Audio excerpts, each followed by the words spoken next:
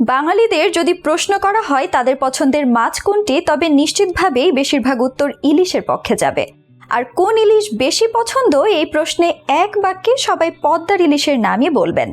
পদ্মার ইলিশের স্বাদ যেন ঐশ্বরিক। খুবই বিশেষ কিছু কারণে শুধুমাত্র পদ্মার ইলিশেই পাওয়া যায় অতুলনীয় স্বাদ। তবে পদ্মার ইলিশ ঠিকভাবে না চিনতে পারলে ধোঁকাও খেতে হয়। আজকের ভিডিওতে পদ্মার ইলিশের দুর্দান্ত স্বাদের রহস্য ভেদ করার পাশাপাশি জানাবো ঠিক কিভাবে চিনবেন আসল পদ্মার ইলিশ। পদ্মার ইলিশের আদ্যপান্ত জানতে আমাদের সঙ্গে থাকুন ভিডিওর শেষ পর্যন্ত। ইলিশ যেভাবে মাছের রাজা, সেভাবে ইলিশের মধ্যেও আসল রাজা হচ্ছে পদ্মার ইলিশ। খাওয়ার পরেও এই মাছের স্বাদ ঘ্রাণ লেগে থাকে অনেকক্ষণ। পৃথিবীর প্রায় 70% ইলিশের উৎপাদনই হয় বাংলাদেশে, যার মধ্যে সবাই বাজারে গিয়ে পদ্মার ইলিশই বেশি খোঁজেন। পদ্মার ইলিশ না পেলেও নদীর ইলিশ বাঙালির চাই।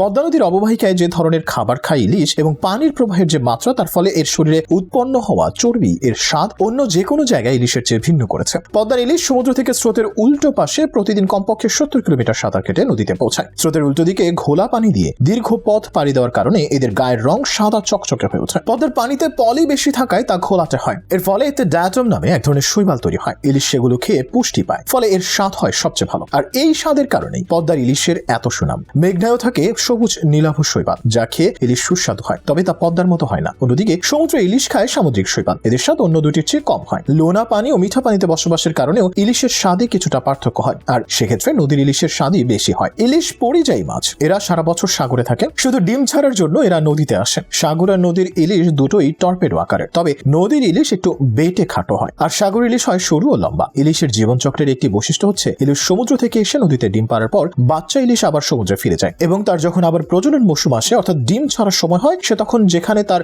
জন্ম সেখানে ফিরে যায়। নদীর ইলিশ চকচকে ও বেশি রূপালী রঙের হয়, সেই তুলনায় সাগর ইলিশ কম উজ্জ্বল। নদীর ইলিশ, বিশেষ করে পদ্মা মেঘনা অববাহিকার ইলিশের আকার হয় পটলের মতো। এদের মাথা আর লেজ সরু হয়, পেট হয় মোটা। লেজের একটু উপর থেকেই মাছ গোল হতে শুরু করবে। তবে নদী আর সাগর ইলিশের মূল পার্থক্য বোঝা যায় মুখে দিলে, অর্থাৎ স্বাদেই বোঝা যায় এটি নদীর ইলিশ না সাগরের। ফলে বছরের পর বছর ধরে পদ্মার ইলিশের সুখ্যাতি বজায় রয়েছে। বাংলাদেশের ইলিশের 3টি উপপ্রজাতি চিহ্নিত করা হয়েছে। এগুলো হলো উপকূলীয়, মেঘনা ও পদ্মার ইলিশ। পদ্মার ইলিশ দৈর্ঘ্যে ছোট ও প্রস্থে বড় হয়, অর্থাৎ এরা আয়তনে খাটো এবং পেট মোটা হয়ে থাকে। এদের গায়ের রং হয় উজ্জ্বল রূপালী। উপকূলের ইলিশ হয় খানিকটা সরু ও লম্বাটে, এদের স্বাদ অন্য দুই ইলিশের উপপ্রজাতির তুলনায় কম হয়। অন্যদিকে মেঘনার ইলিশ মাঝারি আকৃতির ও পেটের দিকটা একটু কালচে হয়ে থাকে। পদ্মার ইলিশের মতো না হলেও মেঘনার ইলিশ যথেষ্ট সুস্বাদু। আকারে বড় ইলিশকে অনেকে পাকা ইলিশ বলে থাকেন। সাধারণত বড় ইলিশ 2.5 থেকে 3 কেজি ওজনের হয়, তবে প্রচলিত রয়েছে 1 কেজি থেকে 1.25 কেজি পরিমাপের ইলিশের স্বাদও দারুণ হয়। ইলিশ সবচেয়ে বেশি সুস্বাদু হয় বর্ষার মাঝামাঝি সময়। এই সময় যখন ইলশে গুড়ি বৃষ্টি হয়, তখন নদীতে পাওয়া ইলিশের স্বাদ সবচেয়ে বেশি হয়ে থাকে।